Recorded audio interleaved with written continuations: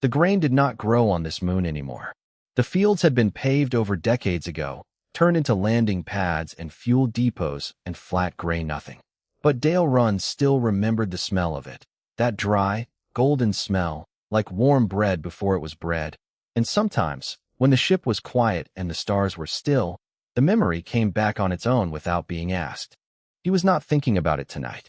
He was doing paperwork.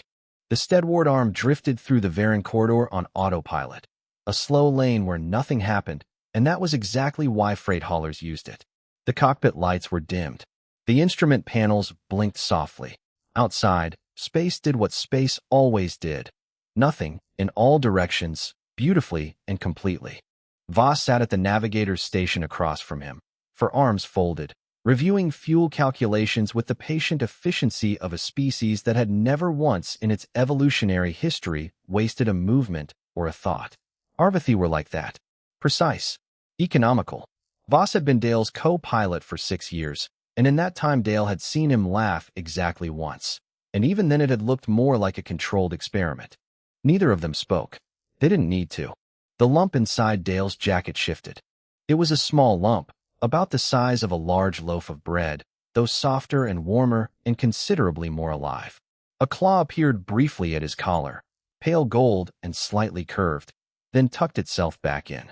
A faint shimmer of luminescent mist rose from the jacket's neck opening, drifted upward, and dissolved. Voss glanced at it, said nothing, returned to his calculations. Sora had been cold again that evening. She got that way sometimes, a trembling that started in her tail and worked its way up through her whole small body, dulling her scales from their usual warm amber gold to something closer to cream. The cold sickness had been with her most of her life. 200 years of it, managed carefully, never fully gone. Heat was the only thing that helped. Specifically, the heat of a living body pressed close. Dale had simply opened his jacket and she had climbed in, the way she always did, and pressed her snout against his sternum, and breathed out her soft luminescent mist, and slowly, stopped shaking. He had finished 2/3 of his cargo manifest since then. She was asleep now. He could feel it in the way her small weight settled differently when she was truly under. Heavier somehow, fully committed to the warmth, no longer braced for cold. Dale finished the last line of the manifest, set the tablet down, and leaned his head back against the seat. He did not mean to fall asleep. He was not even particularly tired. But the corridor was quiet, and the ship hummed its low, even hum, and Sora's warmth had spread from his chest outward, and he closed his eyes for just a moment. He dreamed. He was 7 years old on the agricultural moon, sitting on the wooden porch of his grandmother's house. The grain grew right up to the fence line, gold under a double sunset, both suns low and heavy and orange. His grandmother sat beside him on a low stool, her hands moving with the practiced ease of someone who had done something 10,000 times and found it no less satisfying for that. She was teaching him to braid rope. Not fast, she said. Steady. There's a difference. He kept pulling too hard on one side, and the braid kept going crooked, and she kept fixing it without complaint, her dark weathered hands covering his small ones, guiding without forcing. If you braid it right, she said, it will hold anything. Anything at all. He didn't understand what she meant. He was 7, but he kept braiding. The suns went down slowly. The grain smelled like warmth. That was the whole dream. That was all of it. Inside Dale's jacket, Sora's crystalline bones, thin structures unique to her species, embedded deep in her skeleton, light as wire and hard as mineral glass, began to vibrate. They had always vibrated faintly near warmth. That was known. What was not known, had never been tested, had never even been theorized, was what happened when the right frequency of human sleep met the right frequency of those bones at the right temperature. The signal went out through the hull without touching it. It went through the walls of the ship the way gravity goes through walls, not around, not between, but through, at a level below matter. It hit subspace, and it did not slow down. Subspace had no speed limit for the things that belonged there, and this, whatever this was, belonged there completely. Voss was checking a fuel line variance when his hands stopped moving. He sat very still for 5 seconds. His 4 arms were frozen at different angles. His gray face, usually unreadable, went through something that had no Arvathi name. His eyes, solid dark and wide, fixed on a point that was not in the cockpit. Then he blinked. He looked at his hands. He looked at the instrument panel. He looked at Dale, asleep in the co-pilot's seat, chest rising and falling slowly, a faint gold mist drifting up from his collar. Voss said something. It was in Arvathi. The word translated, roughly and inadequately, as grandmother, except that Arvathi did not have grandmothers. They had collective nurseries and designated care rotations and hierarchical bonding protocols. He had no grandmother. He had never had a grandmother. He could not possibly know what one felt like. For 5 seconds, he had known exactly what one felt like. Voss sat motionless for a long time after that. The fuel calculations sat unfinished on his screen. Around the ship, in the dark and the quiet, the signal was still traveling, faster than light, faster than anything, and the corridor was no longer quite as empty as it had seemed. The communication array had not lit up yet. That would come later. For now, there was just the dark and the hum, and the mist rising slow and gold from a sleeping man's collar, and Voss sitting with both pairs of hands pressed flat on his knees, very still, feeling something he did not have a word for. On the Arvathi freight station above Vorith 9, a dockworker named out was 40 meters up a maintenance scaffold, replacing a cracked coupling seal. It was routine work. He had done it 200 times. His hands knew the job without being told. Then something happened to him that had no name. He stopped. His wrench hung in the air. Below him, the docking bay was loud. Engines cycling, cargo loaders grinding, crews shouting, but all of it went distant, like hearing noise through water. Something warm pressed against the inside of his chest, from the inside, which made no physical sense. He felt, briefly and completely, that he was somewhere else. Somewhere small and wooden and golden. He smelled something he had never smelled before and had no word for. Then it was gone. Ott sat down on the scaffold. He did not know why. His legs had simply decided to sit. He stayed there for 6 minutes, staring at nothing, while the coupling seal went unfixed and the shift supervisor shouted his name 3 times before giving up. He did not tell anyone what he had felt. He did not have the words.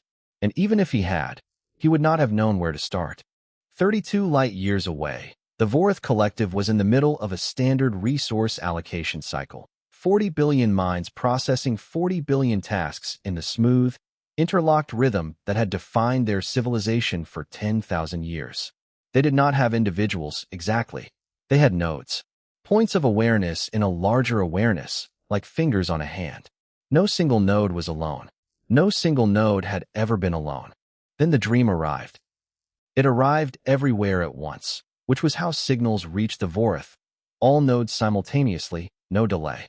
What the dream carried was a single human perspective. One mind, one body, one moment. A child's hands on rope. A woman's voice. The smell of something golden. For 4 minutes, 40 billion Vorith nodes experienced, for the first time in their existence, what it felt like to be one. Solitary. Singular. Separate. They screamed.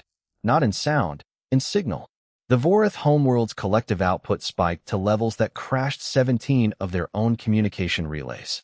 Ships in their system reported their navigation AIs briefly going offline. A Vorith administrator vessel in nearby space found its crew standing motionless in their stations, all of them locked into a shared paralysis that the ship's systems had no protocol for. Then it passed. The nodes reconnected. The rhythm came back. 40 billion minds reached back into the collective and found each other, and the relief was so enormous that it registered as a physical thing, a wave of released tension that swept the planet's signal output back to baseline. Silence. 3 seconds of it, which, for the Vorith, was extraordinary. Then 40 billion minds thought the same thought in the same instant. What was that? In a research vessel 3 systems over, a xenobiologist named Dr. Fail woke up mid-sleep shift shouting. She grabbed the recording device from her bunk shelf and began talking into it before she was fully awake, describing in precise scientific language, because even half asleep, she was a scientist, what she had just experienced. She said, golden fields, rope, 2 hands braiding, a woman's voice, warmth from a wooden surface, 2 suns low on a horizon. She stopped, looked at the recorder, looked at her own notes. She had been born on a space station. She had never seen a grain field. She did not know what rope braiding looked like. She had to look up what a sunset was. Not the word, she knew the word, but the actual lived experience of watching two suns go down over open ground while sitting on a wooden structure. She sat on the edge of her bunk for an hour. At some point she started crying and did not notice for a while. On the council world of Arvith Prime, Counselor Harriet was in a closed session with 16 other senior delegates debating the terms of a shipping tariff revision. It was the kind of meeting that could last 8 hours and change nothing. Harriet had been in 40 of them this cycle alone. He was mid-sentence, something about tonnage limits in the outer corridors, when it happened. Every person in the room stopped. 17 beings, 7 different species, all seated around a circular table in a sealed chamber on the 4th floor of the administrative spire. All went completely silent at exactly the same moment. Some of them closed their eyes. One of the Saran delegates gripped the table edge with both sets of hands. A junior Arvithi aide near the door made a sound that was not quite a word. Then it ended. For a moment nobody spoke. Nobody looked at anyone else. The room had the feeling of people who had all just dreamed the same thing and were not ready to say so out loud. Then everyone started talking at once. Not about tariffs. On the steadward arm, Dale woke up because Voss had put a hand on his shoulder. Not urgently. Carefully. The way you wake someone when you need them awake but don't want to frighten them. Dale opened his eyes and saw Voss looking at him with an expression he had never seen on an Arvithi face before. Something open. Something careful and uncertain, like a door that had always been locked and was now, very slightly, ajar. What? Dale said. Voss pointed at the communication array. The board was lit. Not 1 or 2 incoming signals. Not a dozen. Hundreds. Stacking faster than the system could log them. From frequencies across the spectrum, from ships and stations and worlds in every direction. Dale stared at it. Inside his jacket, Sora stirred. She stretched one small wing against his ribs, made a low sound like a warm kettle, and went back to sleep. Dale looked from the board to the lump in his jacket. He put one hand over it, the way he always did when she was cold, and held it there. Sora, he said quietly. She didn't wake up. He didn't need her to. Voss, he said. What happened? Voss was quiet for a moment.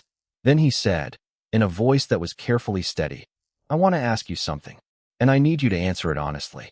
He paused. What is a grandmother, Dale? Dale looked at him for a long time. Someone who teaches you things, he said finally, and stays close while she does it. Voss nodded slowly. He turned back to the board and began, with great deliberate focus, to sort the incoming signals. Outside, in 17 star systems, a galaxy that had never dreamed was trying to remember something it had never known, and finding, against all expectation, that it already missed it. The Arvithi patrol vessel came out of subspace with its forward sensors already pointed at the steadward arm. It did not power weapons. That would have been an incident. But it also did not announce itself the polite way, the gentle ping and greeting protocol that ships used when traffic was routine. It just appeared, and its presence said everything it needed to say. You are the source. Stay where you are. Voss saw it first. He noted the vessel class, the registration markings, the way it had positioned itself to block the main corridor lane. He said nothing for a moment. Then he said, Dale. Dale was making something to eat in the small galley behind the cockpit. He came back in with 2 cups of something hot and looked at the forward display and sat down. How long until they hail us? He asked. They already did, Voss said. 40 seconds ago. I told them we were reviewing our cargo manifest. Are we? We are now. They sat for a moment. Sora was on the co-pilot armrest, awake and watching the patrol vessel through the viewport with the calm interest of a creature that had survived 2 centuries and was not easily impressed by large metal things. The second signal came from a different direction. Not Arvithi. Human fleet markings, moving fast, faster than the patrol ship by a significant margin, because human fleet vessels had engines that were, politely speaking, aggressively over-engineered for their frame size. The Steadward Arms system identified it before it dropped out of transit speed. Sector Command Vessel. Admiral Class. Voss looked at it, then at Dale. That is a very large ship responding very quickly to a freight vessel in a quiet corridor. Someone flagged us. Someone with access to Admiral-level response orders. Dale drank his hot drink. Sora chirped once, and he scratched the back of her neck without looking. The Admiral's ship interposed itself between the Steadward arm and the Arvathi patrol vessel with the quiet confidence of something that did not need to hurry to make its point.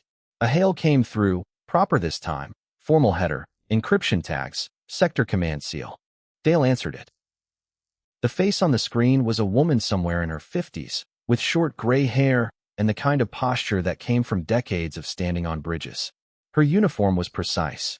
Her expression was not unfriendly, exactly, but it was the expression of someone who had a great deal of work to do and had not yet decided how difficult this particular part of it was going to be. "I'm Admiral Darst," she said. "Sector 7 Peacekeeping Command. You're Dale Run, independent freight operator, Steadward Arm out of Bond Station." "That's right," Dale said. "I need to come aboard," she said. "Not a request." "Understood," Dale said. "You want tea?" There was a pause. "No, thank you." She came aboard with 2 aides who waited in the corridor while she came into the cockpit. She was taller than she looked on screen.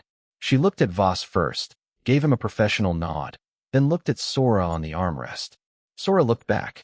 Her scales had warmed back to amber in the cockpit heat, and they caught the instrument light in small shifting points. Darst looked at the dragon for a moment longer than strictly necessary. Then she looked at Dale. "Signal analysis tracked the broadcast source to this vessel," she said. "Specifically, to this compartment. 17 systems received an unauthorized subspace transmission approximately 4 hours ago. Communication Council is already convening. The Vorith have dispatched ships." She paused. "What happened?" Dale told her. He did not dress it up. He said he had been doing paperwork, that Sora had been cold and sleeping in his jacket, that he had fallen asleep in the chair. He said he had dreamed about his grandmother's farm, braiding rope, grain fields, nothing much, and that he had woken up to a communications board full of incoming signals. Darst listened to all of this without interrupting. Her face did not change much. When he was done, she was quiet for a moment. "That's it," she said. It was not quite a question. "That's it," Dale said. Darst looked at the instrument panel. At the wall. Her jaw moved slightly in the way of someone working through something they had not expected to need to work through. Then she said, quietly, "I received it too. I was on my bridge doing shift handover reports." She stopped. "I wasn't going to mention that." "You don't have to," Dale said. "I know." She straightened slightly. "Back to business. The Arvathi are calling it an unauthorized transmission. The Vorith are calling it a cognitive intrusion. 3 of their warships are currently 17 hours out from this position." She looked at him steadily. "I need you to understand that this has become a political situation regardless of what you intended." "I was asleep," Dale said. "I know that," Darst said. "That doesn't change what the situation is." Voss spoke from the navigator's station. "With respect, Admiral, what is the situation?" "Exactly." "Because the signal was not a transmission in any conventional sense. It did not originate from our communications array. It was not coded or directed. It came from," he paused, "a sleeping human and a dragon." Darst looked at Sora again. Sora had curled herself into a small amber coil on the armrest and was watching the Admiral with one bright eye. Her luminescent mist rose faintly in the recycled air. "Has this happened before?" Darst asked. "Not that anyone knows of," Voss said. Darst nodded slowly. She went to the forward viewport and stood there for a moment, looking at the patrol vessel still waiting on the other side of her ship. On her face was the look of someone building something in their head. Options, angles, costs. She opened her command channel without turning around. "This is Admiral Darst. All fleet assets hold position. The vessel under investigation is under human protective custody, pending formal inquiry. No approach, no boarding, no intercept." She paused. Then, to the Arvathi patrol vessel, "Thank you for your response. Sector Command has this. Stand down and resume standard patrol." She closed the channel and turned back to Dale. "I'm going to put my ships between you and the Vorith when they arrive," she said. "Not because I know what to tell them, but because whatever this is, it deserves more than a weapons lock and a quarantine order." She glanced at Sora one more time. "She needs anything?" "Food, heat." "She's all right at the moment," Dale said. Darst nodded. She moved toward the corridor. At the door, she stopped without turning. "The field," she said. "In the dream. What did it smell like?" Dale thought about it. "Warm bread," he said. "Before it's bread." Darst stood still for one more second. Then she walked out. Threshold Point 7 was not a pleasant station. It had been built for function, not comfort. A flat gray disk of meeting rooms and transit corridors and sealed chambers, positioned at the intersection of 3 territorial zones so that no single species could claim it belonged to them. Diplomats hated it. That was more or less the point. The emergency council had been called in under 40 hours. That was fast. Normally, a full multi-species council took 2 weeks of scheduling. This time the scheduling took 6 messages, and everyone came. Dale walked into the main chamber with Sora on his shoulder. He had been offered a formal escort, a briefing team, a diplomatic liaison, and a change of clothes. He had accepted the change of clothes. The rest he had declined. He wore his regular jacket, the same one, and Sora sat on his left shoulder with her tail looped loosely around the back of his neck, watching the assembled representatives of 17 civilizations with the patient curiosity of something very old and not easily startled. The room was large and circular and tiered, the way council rooms always were. Everyone facing the center, everyone watching the center being a raised floor where you stood and were watched back. Dale stood there. He did not find it particularly comfortable, but he had stood in worse places for worse reasons, so he stood. Counselor Harrot presided from the top tier. He was a tall man, gray-skinned in the way of senior Arvathi, his formal robes very correct. He had the face of someone who had spent decades making hard things look easy and was not going to stop now. Dale Run, Harrot said. Independent freight operator, registered on Bond Station, licensed under Sector 7 Commerce Codes. He paused. Is that accurate? Yes, Dale said. And the creature on your shoulder is the dragon known as Sora. Species classification pending. Currently registered as your companion animal under Bond Station residential codes. Sora turned her head and looked at Harrot with one amber eye. Her scales caught the chamber lighting and threw small gold points across the floor. She's not an animal, Dale said. She's a person. She just doesn't talk in any language the station system recognizes. Harrot noted this without visible reaction. The Council has received signal analysis from 4 independent research teams. Their findings are consistent. The broadcast originated from this vessel during a period when you were confirmed asleep, with Sora in direct physical contact. He folded his hands on the table. We are here to determine what happened and what it means. Dr. Fail presented next. She had not slept much in the past 40 hours, but she had the focused look of someone running on something more useful than sleep. She explained the mechanism as clearly as current science allowed. Human theta wave patterns during sleep, the specific frequency of Sora's crystalline bone structures, the feedback loop that formed when the two overlapped at the right temperature. She said no one had ever observed it because no one had ever had reason to put a sleeping human and a dragon of this particular species in sustained physical contact at a temperature that activated the crystal structures. It is not a weapon, she said, looking at the Vorith section of the chamber. It is not a technology. It is a biological coincidence that has never occurred before because the circumstances for it have never aligned before. The Vorith representative, 3 bodies that moved in close synchronization, sharing output through a small relay device at their cluster's center, spoke. Their voice was layered, multiple tones folded together into something that sounded like a single voice recorded in a large room. The experience was not consensual, they said. Our collective was exposed to a solitary human mental state, without warning or permission. We experienced individual isolation for 4 minutes. Do you understand what that means for a species like ours? No, Dale said honestly. Not fully. It means we experienced our own death, the Vorith said. We experienced the end of connection. For 4 minutes we understood, completely, what it would be to exist alone. A pause. We want that classified as a weapon. The room was quiet. Then a voice came from the lower tier, quiet, a little unsteady, but clear. I want to ask the human something. It was one of the junior Arvathi delegates. Seal. He looked young for his role, maybe 20 cycles, with the stiff posture of someone still learning how to be in important rooms. He had his hand raised slightly, the Arvathi gesture for requesting floor time. Harrot looked at him with mild surprise. Delegate Seal. Thank you. Seal looked at Dale. He took a breath. In the dream, the woman teaching you the rope. Who is she? The room shifted. Not physically, but the attention in it shifted, turned inward on something. My grandmother, Dale said. Is she still alive? No. She died when I was 12. Sil was quiet for a moment. Do you miss her? The Vorith representative made a sound that was not language, an involuntary pulse in their relay that their interpreter immediately muted. Dale thought about the question like it deserved being thought about. Every day, he said, but after a long time you stop noticing it so much. You just carry it. Seal nodded slowly.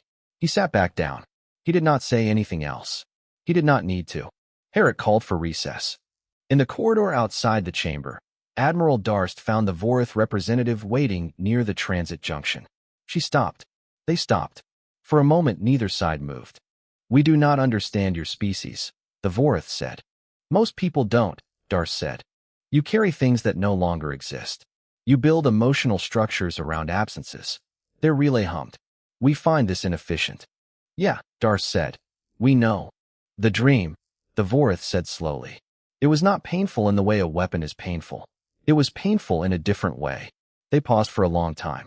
We do not wish to go to war over something we do not understand. We have come to understand that this is the more rational position. Darst looked at them. That's the most human thing I've ever heard a non-human say. The relay hummed again. Is that a compliment? Yeah, she said. It is. Back inside the chamber, during the recess, Dr. Fail approached Dale near the far wall. She asked if she could study Sora. Non-invasive, she promised, just observation and passive scans. She wanted to understand the mechanism better. Dale looked at Sora. Sora sniffed the doctor's outstretched hand. Considered.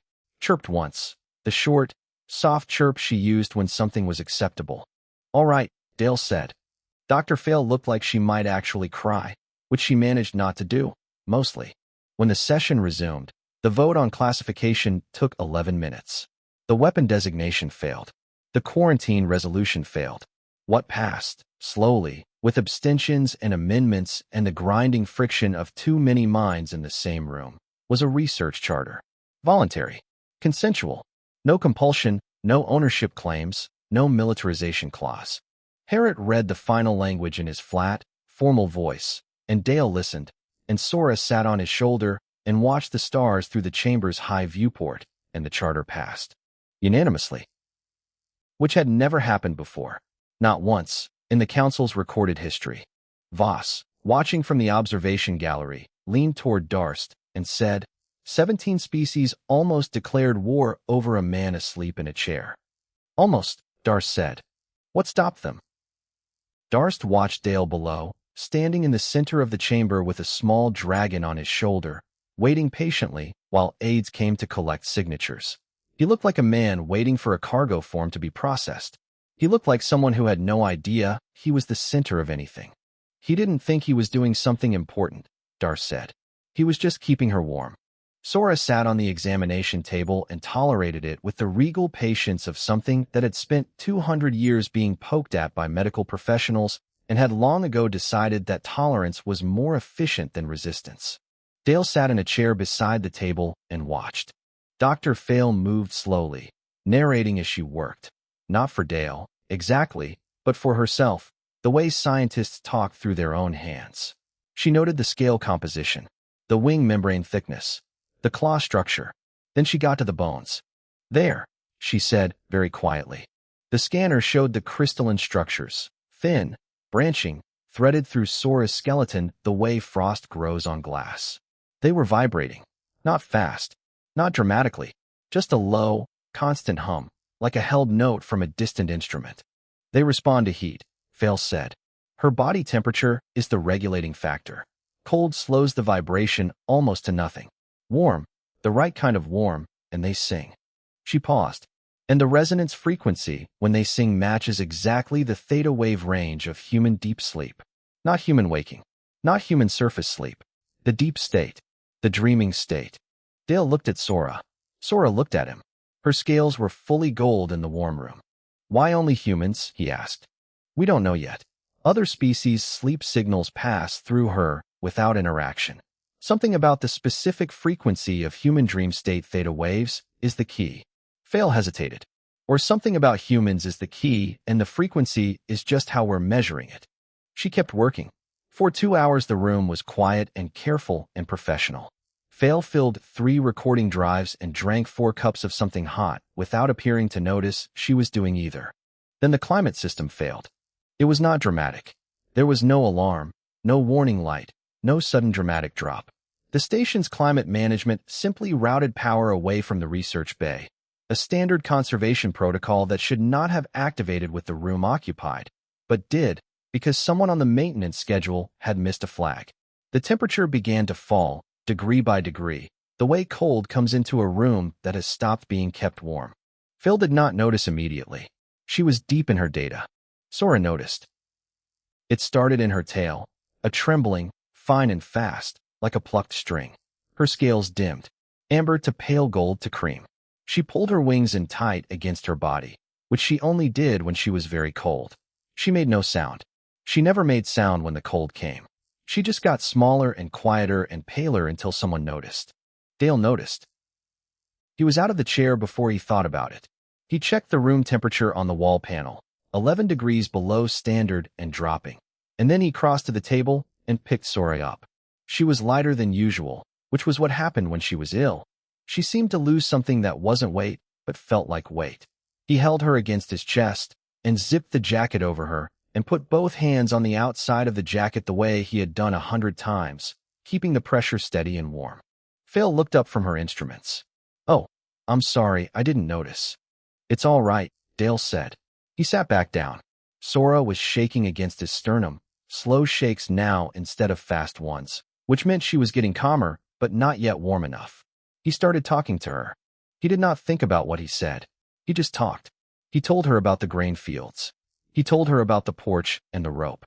He told her about the way the double sunset turned everything orange and how his grandmother's hands were dark and steady and never hurried.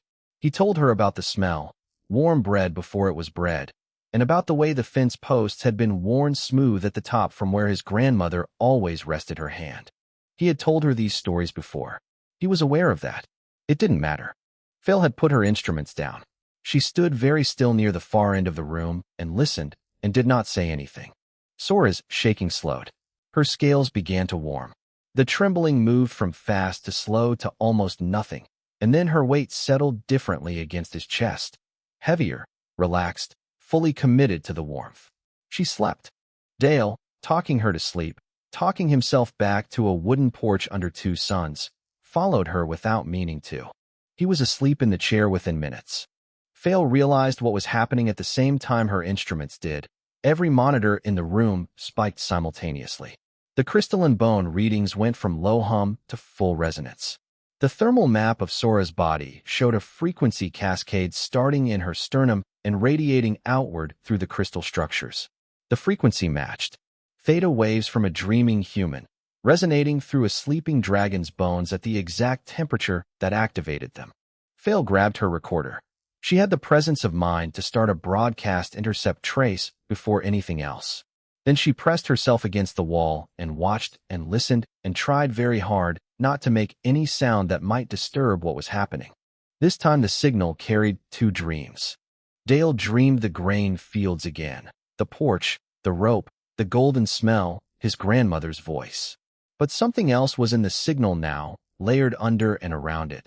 The way 2 instruments can play the same melody from different starting notes. Sora was dreaming too. Her dreams had no words and no language, only sensation. 200 years of cold. The warmth of the sanctuary, found and sometimes lost, and always looked for. The first time she had pressed her nose against a human chest and heard a heartbeat steady as a clock and warm as the sun she had always been chasing. The way that heartbeat had not flinched, had simply stayed. The signal went out through the station's hull and into subspace and moved the way it had moved before, fast, clean, unstoppable. 40 light years away on the Vorith homeworld, 40 billion minds received both dreams simultaneously. A human child learning patience from steady hands. A small creature learning that warmth could be chosen, that it could be given freely, that it did not have to be searched for alone. The Vorith went silent for 7 minutes. Not in pain this time. In something else. On Arvith Prime, Counselor Harrod was in his private office reviewing the charter language when the signal arrived. He had experienced the first one in a room full of people. He experienced this one alone. He sat at his desk for a long time after. His aide came to check on him and found him facing the window, which looked out on a garden he had never once taken the time to walk in. He did not turn around. He said, "Leave me for a while." The aide left. Harriet kept looking at the garden. In the research bay, Fail sat on the floor with her back against the wall and her recorder in her hands, not recording, just holding it. Her notes were complete. Her data was thorough. She had everything she needed for the most significant xenobiological paper in living memory. She was not thinking about that. She was thinking about her mother, who was old now and far away, and who she had not called in for months because there was always something more urgent. She thought she might call her tomorrow. Across the station, across the sector, across 17 systems, the second dream settled into spaces that had not known they were empty, and something that had no good name in any language shifted quietly into place. In the chair, Dale slept on. In his jacket, Sora breathed her warm mist. The room was cold. They were not. 3 days after the second broadcast, the amended charter passed its final review. It was a short document for something that would eventually be considered one of the most significant agreements in interstellar history. 4 pages. Plain language. No ownership clauses, no militarization provisions, no compelled participation from any species or individual. It established a research body, funded jointly by 11 systems, led by Dr. Fail, tasked with understanding the phenomenon and nothing else. Not weaponizing it. Not replicating it artificially. Not broadcasting it on purpose. Understanding it. The Vorith had requested one amendment, that any future voluntary broadcasts be preceded by a warning signal, so that the collective could prepare their nodes before experiencing individual isolation again. The amendment was added without debate. Harriet signed it first. The Vorith representatives signed it together, all 3 sets of hands moving at the same moment. Dr. Fail signed it as head of the research body, her handwriting slightly unsteady. Admiral Darst signed it as sector command witness. Dale was not asked to sign anything. He had not done anything, technically, that required a signature. He had fallen asleep. When the formal session ended, Harriet came down from the presiding tier for the first time in 3 days of meetings. He walked across the chamber floor with his hands folded behind his back, in the measured way of someone who had somewhere specific to go and was choosing not to rush. He stopped in front of Dale. Up close, without the tier between them, Harriet looked older. Not weaker, just more like a person and less like a title. He stood looking at Dale for a moment with the expression of someone carrying a sentence they had spent time constructing. "The woman in the rope," he said. "Did she teach you anything else? Other than the braiding?" Dale thought about it. Not quickly, actually thought. "She said patience was the only thing worth practicing," he said. "Everything else came from that." Harriet was quiet. Then he gave one small nod. Careful, deliberate, the nod of someone storing something away. He walked past Dale without another word and out through the chamber's far door, and Dale watched him go and did not ask what any of it meant. Voss appeared at his shoulder. "That was the longest personal exchange I have ever seen Counselor Harriet have with anyone who was not a head of state." "He just wanted to talk about braiding," Dale said. "He did not want to talk about braiding," Voss said.